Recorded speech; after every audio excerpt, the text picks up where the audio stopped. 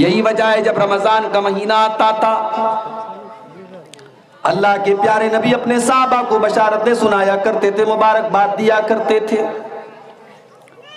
सुनने नसई की सही रिवायत है, जब रमजान का महीना आता था अल्लाह के नबी अपने साहबा से कहते थे आताकुम रमजान शाहरुन मुबारकुन फरज़ल्लाहु अज़्ज़ा व जल्ला अलैकुम सियामहु। ओ मेरे साहबा, रमजान का महीना आ चुका है, बड़ी बरकत वाला ये महीना है। इस महीने के रोजे अल्लाह ताला ने तुम्हारे ऊपर फर्ज करार दिए हैं। इस महीने के आने के बाद गुल्लिक़त अब्वाबुल जहीम, जहन्नम के दरवाजे बंद कर दिए जाते हैं। व फुतिहत अब्वाबुस समा, और आसमान के दरवाजे, और एक रिवायत में कि जन्नत के दरवाजे खोल दिए जाते हैं।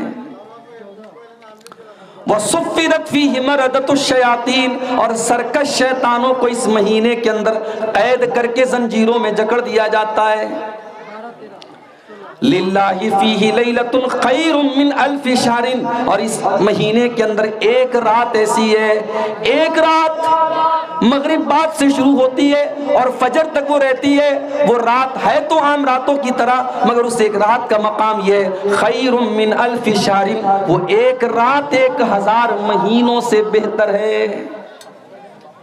कैलकुलेटर लेके जोड़ लीजिए, 1000 महीने तकरीबन 84 साल की मुद्दत आती है।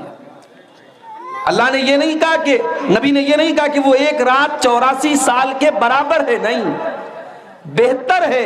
कितनी बेहतर है ये अल्लाह जानता है, उसका रसूल जानता है। और आगे जो जुमला है अल्लाह के नबी ने जो इस्तेमाल किया है, मन हुरिमा खैरहा फक़द हुरिमल खैर कुल्लहु, जो लैलतुल कद्र की इबादत से महरूम रह गया, जो बदनसीब उस रात भी अल्लाह को राजी न कर सका, उस रात भी नेकियां न कर सका, उस रात भी वो बाजारों में शॉपिंग करता रहा, उस रात भी वो मोबाइल में लगा रहा, उस रात भी वो लहवो लईब में लगा रहा, उस एक रात से भी अगर वो महरूम रह गया, अल्लाह के नबी फरमाते हैं उससे बड़ा बदनसीब कौन है, उससे बड़ा महरूम कौन है। वो रमजान का महीना शुरू होने वाला है।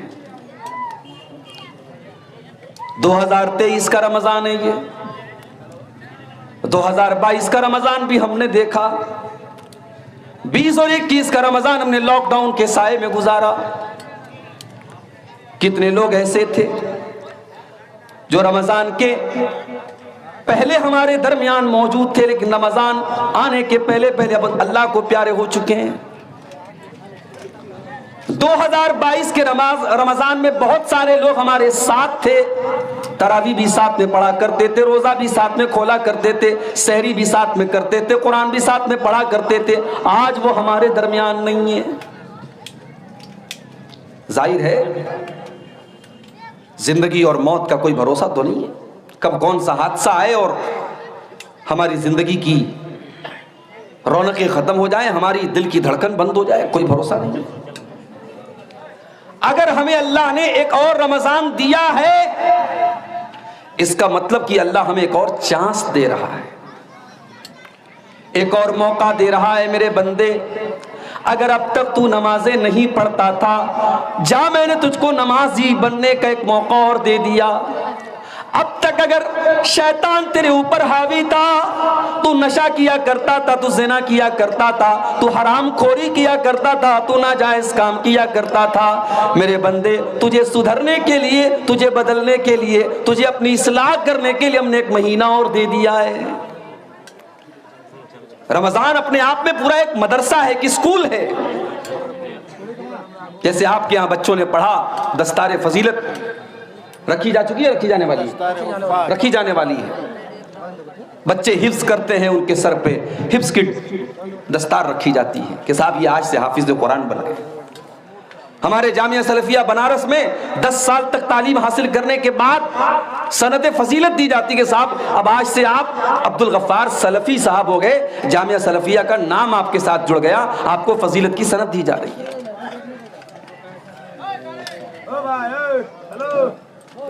मदरसों और यूनिवर्सिटीज में डिग्री दी जाती है।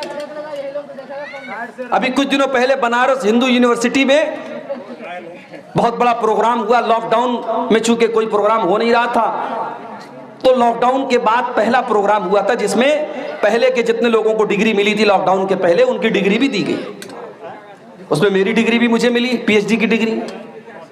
तो उस प्रोग्राम को कहते हैं कॉन्वोकेशन का प्रोग्राम, जिसमें डिग्री बांटी जाती है। तो डिग्री इन मदरसों और स्कूलों में डिग्री मिलती है कि साहब ये मदरसे से पढ़ के गए हैं, इनको डिग्री मिल रही है, स्कूल से पढ़ के गए, इनको डिग्री मिल रही है। रमजान भी अपने आप में एक मदरसा है, एक स्कूल है, एक तरबियत गाह है। जब एक महीने का रमजान आप अच्छी तरीके से गुजार लेते हैं, अल्लाह कुरान करीम के दूसरे पारे में फरमाता है, या अय्युहल्लज़ीना आमनू कुतिबा अलैकुमुस्सियामु कमा कुतिबा अलल्लज़ीना मिन क़ब्लिकुम लअल्लकुम तत्तक़ून।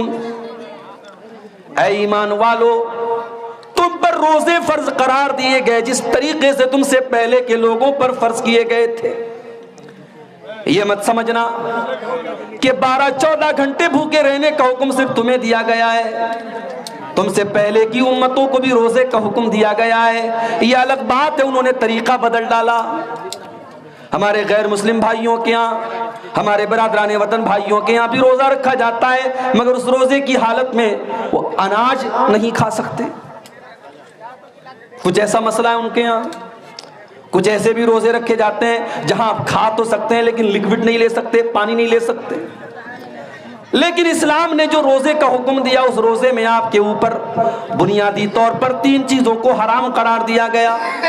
कुछ खा नहीं सकते, कुछ पी नहीं सकते, और बीवी के करीब नहीं जा सकते, बीवी से मुलाकात नहीं कर सकते।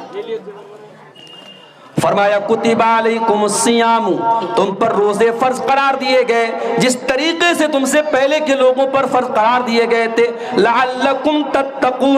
और ये रोजे का हुक्म इसलिए दिया गया ताकि तुम मुत्तकी बन जाओ, तुम्हें तकवा की सर्टिफिकेट मिल जाए।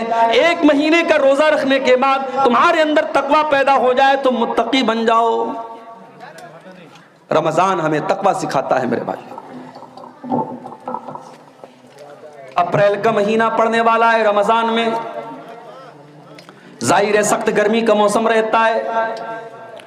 सुबह 4:30 बजे आपने सहरी खाई है, आपने जो भी खाया है, जो भी पिया है, सुबह 4 बजे आपने खाया पिया है। 12:30 बजे जोहर की अजान हो रही है, आपका हलक सूख करके कांटा हो चुका है और प्यास के मारे आपका बुरा हाल है।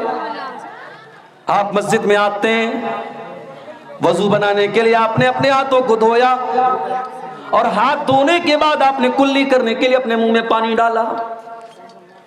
ठंडा ठंडा पानी आपके मुंह के अंदर गया, आपका हलक सूख करके कांटा हो रहा है।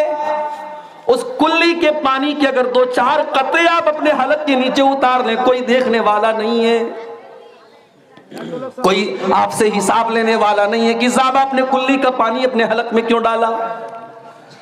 लेकिन मेरे प्यारे भाइयों, हलक के अंदर, मुंह के अंदर उस पानी को डाल करके भी हम बाहर निकाल देते हैं, हम 1 कतरा भी अपने हलक के नीचे नहीं उतारते। यही तकवा है, यही तकवा है। प्यास लगी है हमें और आपको, प्यास से बुरा हाल है और पानी हमारे मुंह के अंदर जा रहा है, हमें पूरा मौका मिल रहा है कि हम पानी पी जाएं, मगर हम नहीं पीते क्योंकि अल्लाह देख रहा है। यही चीज है जिसका नाम तकवा है। रमजान के 1 महीने के रोजे हमें ये सबक देते हैं, ओ लोगों, तुम अल्लाह की धरती पर कोई गुनाह करने के पहले ये सोचते क्यों नहीं हो? तुम रात के अंधेरे में कोई पाप करते हो, तुम दिन के उजाले में कोई गुनाह करते हो, तुम बंद कमरे में कोई काम करते हो, तुम सरेआम कोई काम करते हो, तुम दुनिया के किसी भी कोने में चले जाओ, कोई जानता हो या ना जानता हो, अल्लाह को तो सब मालूम है, अल्लाह तो सब देख रहा है, तुम अल्लाह को क्या हिसाब दोगे? यालमु खाइनतल आयुनि वमा तुख्फिस सुदूर, वो अल्लाह तो तुम्हारी आंखों की चोरी को भी जानता है, वो अल्लाह तो तुम्हारे दिल के अंदर छुपे हुए भेद को भी जानता है। उस अल्लाह की कुदरत का तो ये हाल है कि हजरत लुकमान अपने बच्चे से कहते हैं, या बुनैया इन्नहा इन तकुम मिस्काल हब्बतिन मिन खरदलिन फतकुन फी सखरतिन औ फिस समावाति औ फिल अर्दि याति बिहल्लाह।